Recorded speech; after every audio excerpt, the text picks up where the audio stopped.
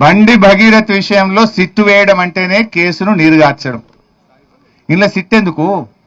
సీదా కంప్లైంట్ ఉంది కదా.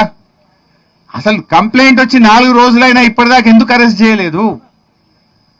డైరెక్ట్ గా ఇప్పుడు మా బీఆర్ఎస్ పార్టీ మా క్రిషాంకో లేకపోతే మా నల్లబాలో రీట్వీట్ చేస్తే రాత్రి 1 గంటగా చెతకపోయినావు కదా. 12 బజే రాత్రి ఇంటికి వచ్చి రీట్వీట్ చేస్తే వాళ్ళేమి రేప్ చేయలే, మర్డర్ చేయలే, డ్రగ్స్ తీసుకోలే. ట్విట్టర్ లో వాళ్ళ అభిప్రాయాన్ని రీట్వీట్ చేసింది అంతే.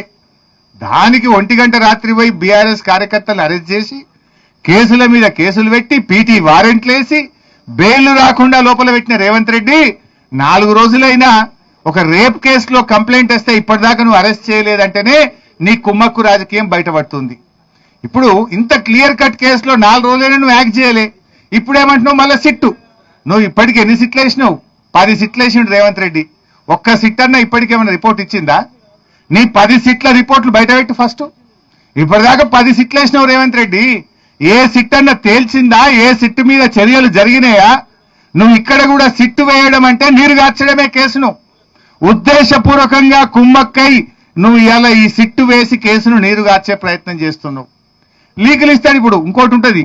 నా డౌట్ ఇవాళ ఏంటంటే పార్లమెంట్ ఎన్నికలు రాగానే అప్పుడు సిట్ వేసిండు కదా, ఏది టెలిఫోన్ ట్యాపింగ్ లీకులు వస్తాయి. ఇట్లా అయిందట అట్లా అయిందట సినిమా యాక్టర్లు అయిందని.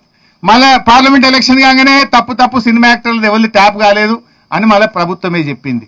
మళ్ళా మొన్న సర్పంచ్ ఎన్నికలు మున్సిపాలిటీ ఎన్నికలు రాగానే మళ్ళీ సిట్టు లీకులన్నీ వచ్చినాయి. అలేవో మొన్న ఎలక్షన్లు అయిపోయినాయి, బంద్ అయింది.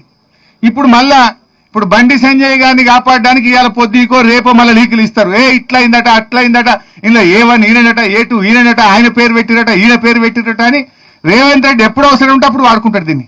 Leak master. మళ్ళీ ఇవాళ రేపో లీకులు ఇస్తాడు. ఇక లీకులు ఇచ్చి చర్చ పక్కదారి పట్టాలి. అసలు విషయం ప్రజలు మాట్లాడుకోవద్దు. ఎలక్షన్లు రాగానే లీకులు యాదికొస్తాయి. రేవంత్ రెడ్డి ప్రభుత్వం డిఫెన్స్ లో పడంగానే లీకులు గుర్తొస్తాయి. లేదు ఏదన్నా ఒక అంశాన్ని దారి తప్పియాలి, విషయాన్ని చర్చ పక్కదారి పట్టాలనగానే లీకులు. సినిమా ఏదో టీవీ సీరియల్ నడిపినట్టు 2.5 ఏళ్ళ ఏం తెలిసింది ఉన్నది అంటే ఇదంతా కూడా డ్రామా కంపెనీ.